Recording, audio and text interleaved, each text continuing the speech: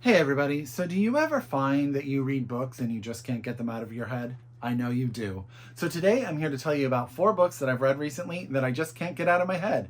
I hope you're ready to pick them up and read them too. Let's get started.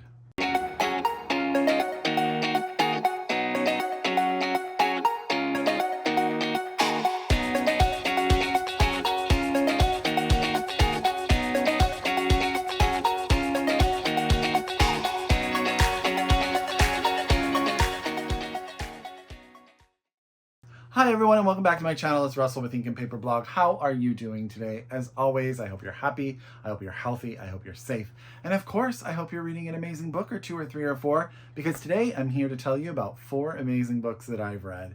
Sometimes you just read, I read a lot of really, really good books. Don't get me wrong. I absolutely love, I'm actually having a really good reading year if I'm being honest, but sometimes there are just a few of them that stick in your head. And today I'm here to tell you about 4 of them that I just need to make sure that you read. 4 very different books, but 4 worth your time. So as always, get out your pen, get out your paper, get out your Goodreads, however you keep track of your TBR. If you are so able, let's get these books from your local independent bookstore, or if you are a library user, get your library copy as soon as possible. We're going to go through the 3 books that are out, and then there's 1 book that's coming out. It's sort of a teaser, but I'm telling you, you're going to want to pre-order it. The first book that I want to tell you about is Real Americans by Rachel Khong. I loved this book. Now, Rachel Khong wrote Goodbye Vitamin, which I adored. Little novella of a book, totally different than this book in all the right ways. They're both amazing for very different reasons. So this is the story of a family, really. It's 3, a grandmother, a mother, and a grandson/son. The book starts with Lily in New York City. She's like at the end of college, she's an intern, and she winds up falling in love with this man that she meets at a party for the newspaper that magazine that she works for. I said newspaper, like that would be a thing. Magazine that she works for. And they wind up having this like very, very intense love affair. They wind up getting together. And it's really about Lily sort of finding herself in this space of wealth that she's never been a part of. We find out that Lily's mother and father came over from China during the Chinese Revolution, and they have lived a very different life than the one that Lily has sort of found herself in and winds up marrying into. That's all I will say. That part of the book flew through me. I was obsessed. The next part of the book is from Nick's point of view. He is the son. He is now a teenager, senior in high school. He has never met his father. Something has happened. His mom has moved him to Washington, to this remote place in Washington. He has one friend. He's sort of always an outsider. And he's trying to figure his place in the world. And he winds up finding out and contacting his dad, and everything changes. And interestingly enough, as he goes to college and things sort of, he starts to figure out maybe what his mom had issue with in the world of these uber wealthy. There's also something that goes on that it's just this twist that I can't tell you about because I will spoil stuff, but I did not see it coming. The last section is actually from the point of view of the grandma, Lily's mom. It takes place in San Francisco, where Lily's mom has sort of hunkered down after a bunch of stuff has gone on, and she's watching her grandson, and he catches her watching, figures out who she is, and she decides to tell the story. Well, he kind of asks her to tell the story of how she wound up here.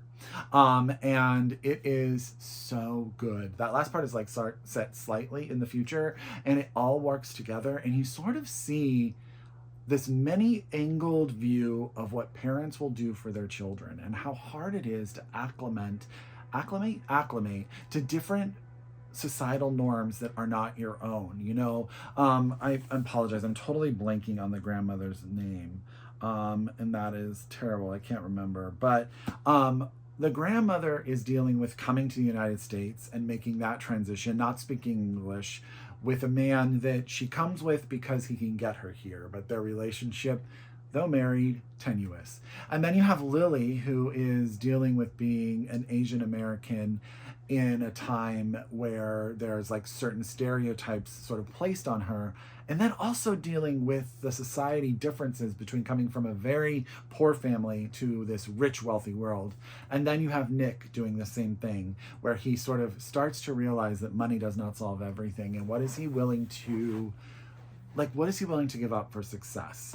The family is amazing. The characters are so well drawn. The writing is beautiful. I cannot recommend this enough. Please pick up Real Americans by Khong. It is amazing. I also listened to it on audiobook, and it's a very, very good audiobook. Okay, we are about to take the biggest left turn because this book that I'm about to talk to you is nothing like The Real Americans, but absolutely worth the time. And that's Exhibit by R.O.Kwon. This is out from Riverhead Books. This just came out. I need to just go pick up my copy. I need to get to San Francisco because I know there are signed copies there, and I am a uber R.O.Kwon fan. Okay, Exhibit is not going to be for everybody. I'm just going to lay it out there right now. It is a book that is written in a certain style. R.O.Kwon just has a way with utilizing so few words to say so much. And the main character in this book is a woman who's a photographer. She's a very successful photographer in that she had this show, she did very well, but she's been unable to find inspiration since. And then she winds up, her name is Jin, she winds up meeting Lydia at this party she goes to. Now, Lydia is one of the first, or maybe the first, as the book indicates, Asian ballerina to sort of lead a company, but she has been hurt and is now in San Francisco, near Jin, and sort of recovering. And they develop this relationship. And this is how I'm going to say this, because I need you to experience as the book lets you experience it. But Jin is married, and Lydia gives Jin something that her husband has never been able to give. Able to feel fill this sexual void that has been missing. And it's not what you think. So I don't want you to sort of think, oh, I know it's not what you think. But the complexity of that relationship then turns into artistic fodder for Jen. And she starts to take these photos and she starts to sort of find herself. But it teeters on this line of, what does she tell her husband? Her husband, who, by the way, currently wants nothing more than to have a child and be a father, though they had agreed for years that they would never have children. And Jin does not want children. And it's about the complexity of that relationship, the complexity of the relationship that she has with Lydia, who is able to get Jin in touch with a side of herself that she's always felt she needed to know. And then it's all about how all that turns into artistic expression. This book is so good. And then in the background of this book, by the way, there is this story about this relationship, decades old, that ended, that cursed Jin's family. And so interspersed between the chapters is the story of this sort of, I want to call it like a folk tale or a folklore, as told to Jin. And it is so interesting what R.O.Kwon is doing there. I can't explain it. This book is like nothing that I've read. I keep going back to the fact that there were sections that I read over and over and over again. Sections that I had to stop and think, that is the most beautiful thing I've read. What does it mean? What does it say? This book I feel like you could tear apart, put back together, and in the same time just enjoy it for what it is. I adored Exhibit by R.O.Kwon out from Riverhead. It won't be for everybody, but it was certainly for me. Okay, now we're going to take another left turn. Oof, we're going all over the place. And we are going to talk about My Fair Brady by Brian D. Kennedy. Now, Brian D. Kennedy writes YA, sort of gay love stories. He wrote a little bit of country, which was like this Dolly Parton-inspired one that I was obsessed with. And then this one, of course, is set in the world of like high school theater. And it's all about the romance between two boys. And it is absolutely adorable. I loved it so very, very much. And I think that, yeah, it's just a book that I can't stop thinking about. It's about someone who's teaching someone. Our main character is very shy, doesn't really know himself. He meets this other very popular person who sort of trains him how to be popular and different. And then he starts to determine that that's who he's going to be. But is that really who he wants to be? All of that, at the same time, They're falling in love with each other. So it's wonderful. It's just wonderful. My Fair Brady by Brian D. Kennedy. He has written 2 YA gay love stories that I have absolutely adored.